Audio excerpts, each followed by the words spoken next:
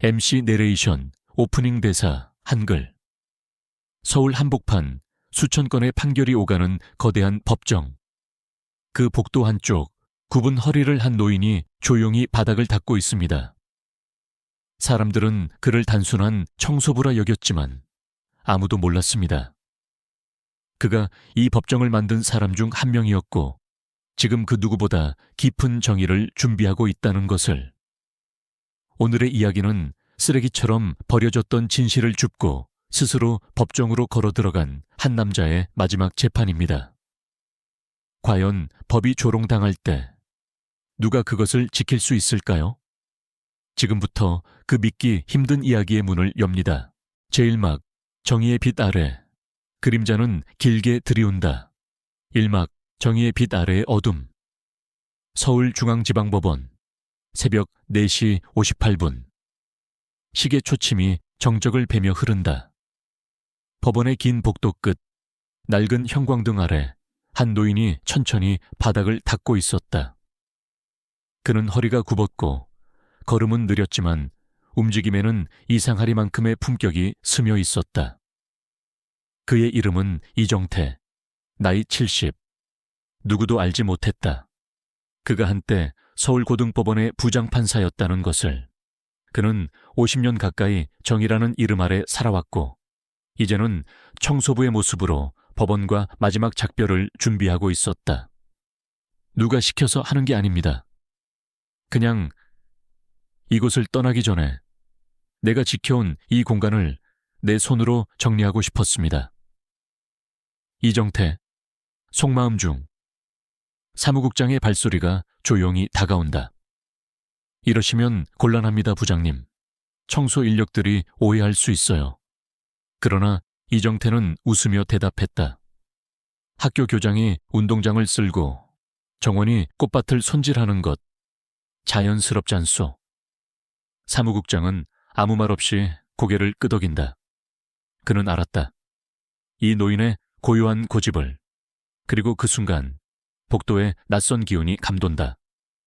반짝이는 구두, 비싼 정장, 폼 잡힌 헤어스타일. 검사 김도연이 등장했다.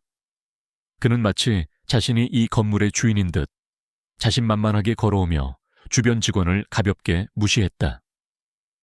오늘 아침 인터뷰 잘 나가던데요, 검사님. 하하, 곧 국회에 나가야죠. 정의는 언론과 함께 움직입니다. 법원 직원과 김도연의 대화. 김도연은 바닥을 닦고 있는 이정태를 흘겨본다. 그 시선엔 연민이 아닌 노골적인 경멸과 우월감이 담겨 있었다. 그는 갑자기 손에 들고 있던 서류를 일부러 떨어뜨렸다. 흠칫 놀란 직원들. 그러나 아무도 그를 막지 않았다. 저기요, 아저씨. 그거 좀 주워주시겠어요? 허리 운동 좀 하시게. 그 말엔 노골적인 조롱이 섞여 있었다. 이정태는 말없이 대걸레를 내려두고 천천히 몸을 굽혔다. 그가 손을 뻗는 순간 김도연은 발끝으로 서류를 슬쩍 밀어냈다. 서류는 더 멀리, 더 낮은 곳으로. 그러나 이정태는 아무 말 없이 더 깊이 몸을 굽혔다. 김도연은 웃음을 흘리며 한마디를 더 던진다. 이 나이에 이럴 거면 젊을 때 공부라도 좀 하지 그랬어요. 뭐 늦게라도 사회에 도움되면 잘하고 계신 거죠. 주변 직원들 중 몇몇이 낮게 웃음을 흘렸다. 그 순간 공기 중엔 이해할 수 없는 침묵과 불편한 부리가 감돌았다. 하지만 아무도 보지 못한 것. 청소도구와만 작은 수첩이 열려 있었다. 이정태는 거기 조용히 메모를 남긴다. 김도연 검사. 증거 조작 의혹 있음. 피스건설 관련 로비 자료 확인 요망. 그의 눈빛은 흐릿했지만 마음속엔 불꽃이 피어오르고 있었다. 나는 사라질 수 있어도 정의는 사라지면 안 된다. 당신이라면 어떻겠습니까? 누군가가 당신을 쓰레기처럼 대해도 끝내 정의로 맞서야 한다면 당신은 침묵할 수 있습니까? 이 장면이 마음을 울렸다면 댓글로 정의는 아직 살아있다 라고 남겨주세요. 공감과 공유는 작은 정의의 씨앗이 됩니다. 제2막 흔적을 따라 장면 3 어둠 속의 술잔 서울 강남의 고급 한정식 룸. 밤 9시 27분. 도심은 번쩍이지만 그 안에선 눈에 띄지 않는 거래가 오간다. 검사 김도영과 국회의원 박창구는 술잔을 부딪히며 웃고 있었다. 박창구, 자네만 믿어. 피스건설 건 깔끔하게 처리해줘. 김도연, 이미 정리 끝났습니다. 증거, 보고서, 증언자까지. 완벽하게요. 그는 웃으며 말했다. 법은 말입니다. 공격용 방패죠. 방어용이 아닙니다. 박창구는 흐뭇하게 웃었고 그들의 비서들은 말없이 술을 따르고 있었다. 카메라나 녹음기는 없었다. 그렇게 믿었다. 장면 내 버려진 진실 그 시각. 식당 뒷문 근처. 쓰레기 수거함 옆에 찢어진 서류 뭉치가 비닐봉지에 담겨 버려져 있었다. 다들 그냥 쓰레기로 여겼지만 한 노인은 그것을 들고 조용히 떠났다. 이정태. 그는 돌아와 작은 전기 스탠드를 켜고 밤을 새워 하나하나 조각난 문서들을 이어 붙였다. 이정태, 속마음. 진실은 쉽게 찢길 수 있어도 완전히 사라지진 않아. 조각을 맞추면 진실은 다시 얼굴을 드러낸다. 그의 손은 떨렸지만 정교했다. 각 문장은 의도적으로 지워졌고 로비 일정표는 암호화된 기호로 쓰여 있었다. 그러나 이정태의 눈은 10년 전 기억처럼 그 상징을 읽고 있었다. 그는 한 장의 종이에 메모를 남긴다. 비공식 기록, 잠정 결론, 피스건설. 김도연, 박창구 로비 자금 흐름 추정, 경로 확인, 참조. 2011년 무혐의 처리된 재개발 사건. 이 장면의 마지막. 그는 조용히 창문을 열고 이슬 내린 서울의 새벽을 바라보며 중얼거린다. 법이 조롱당하고 있는 시대. 누군가는 다시 무게추를 조절해야 해. 그리고 그는 책상 서랍 깊숙한 곳에서 낡은 법전을 꺼낸다. 먼지를 털어낸 뒤 가슴에 품는다. 그 순간부터 청소부는 다시 판사로 돌아가고 있었다. 그리고 당신에게 묻습니다. 누군가 진실을 찢고 불태운다고 해도 당신은 그 조각을 주워 모을 용기가 있습니까? 제3막 과거의 부름 장면 5. 오래된 번호 새벽 2시 14분. 작업등 아래 종이 조각으로 가득한 책상. 이정태는 침묵 속에서 문서를 정리하고 있었다. 그의 손이 잠시 멈춘다. 서랍 깊은 곳, 먼지가 덮인 오래된 주소록. 그 안에 하나의 전화번호. 이준석 검사. 한때 법정에서 어깨를 나란히 했던 동료이자 10년 전 무혐의 처리된 재개발 사건의 내부 고발자. 이정태는 전화를 건다. 이정태입니다. 형님? 지금 왜 이런 시간에? 준서가 다시 정의를 마주할 준비가 되었는가? 침묵. 그리고 한숨. 이준석. 그때 아무도 내 말을 듣지 않았어요. 김도연은 모든 걸 덮었고 전 결국 좌천됐죠. 형님, 지금 그걸 왜 다시 꺼내시려는 겁니까? 이정태. 내가 이 법정을 떠나기 전에 더 이상 눈 감아선 안 될 일이 있어. 청소부처럼 살아도 좋다. 하지만 법이 쓰레기가 되는 건 못 본다. 잠시 후 이정태의 휴대폰으로 메시지가 도착한다. 전송된 파일 3개. 과거 김도연의 수사기록. 삭제된 사건 메모. 비공식 진술 요약본. 그는 파일을 열어본다. 페이지마다 낯익은 이름들. 김도연이 담당했던 기업들. 모두 수사 없이 종결. 그 끝에 하나의 문장. 증거 없으므로 무혐의. 장면 6. 봉인된 이름 오전 9시. 김도연은 승승장구하며 사무실에 도착한다. 비서가 조심스럽게 서류를 내민다. 비서. 부장님, 법원에서 공문이 왔습니다. 참고인 출석 요청입니다. 김도연. 누가 감히? 또 무슨 쇼야? 그는 서류를 휙 넘긴다. 하지만 서류 마지막 줄 서명된 이름을 보는 순간 얼굴이 창백해진다. 판사 이정태, 서울고등법원 특별수사재판부. 그는 서류를 떨어뜨리고 벽을 바라본다. 그곳엔 지난주 자신이 조롱했던 그 청소부의 모습이 스쳐간다. 김도연 혼잣말. 그게 그 노인이라고? 이게 장난이겠지. 그 순간부터 권력의 얼굴이 조금씩 일그러지기 시작했다. 이 장면, 당신에게 묻습니다. 과거는 묻히는 게 아닙니다. 기억되는 순간 무덤에서 다시 걸어 나옵니다. 제4막 진실의 법정 장면 7. 드러난 정체 서울고등법원 특별수사재판부. 재판 당일 아침 언론은 조용히 웅성거리고 있었다. 청탁 수사 의혹으로 불려나온 사람은 무려 김도연 검사. 그동안 방송과 언론에서 정의의 얼굴이라 불렸던 인물이다. 법정 입구. 김도연은 검정 슈트에 고개를 빳빳이 든 채 입장한다. 그는 여전히 스스로의 무결함을 믿고 있었다. 김도연, 속마음. 이건 정치적 쇼야. 아무 증거도 없을 거고 그냥 지나가는 바람일 뿐이야. 하지만 문이 열리고 그가 마주한 광경에 그의 발걸음이 멈춘다. 재판장석 위, 그곳에 앉아있는 사람은 그가 비웃었던 그 노인, 청소부였던 이정태였다. 법정은 정적에 휩싸인다.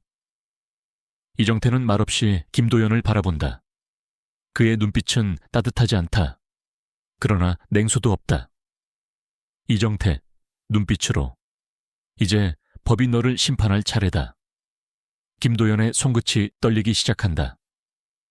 장면 8, 증거의 파도. 재판이 시작된다. 이정태는 단단한 목소리로 서두를 읽는다. 본 재판은 검사 김도연이 피스건설 로비 관련 수사를 의도적으로 누락하고 증거를 인멸했는지에 대한 심리를 시작한다. 김도연은 반박을 준비하지만 이정태는 첫 증거를 꺼낸다. 술자리에서의 녹취록 계좌, 이체 내역 삭제된 문서의 복구본 법정에 울려 퍼진 것은 김도연 자신의 음성이었다. 녹취 중 발언. 걱정 마. 다 처리했어.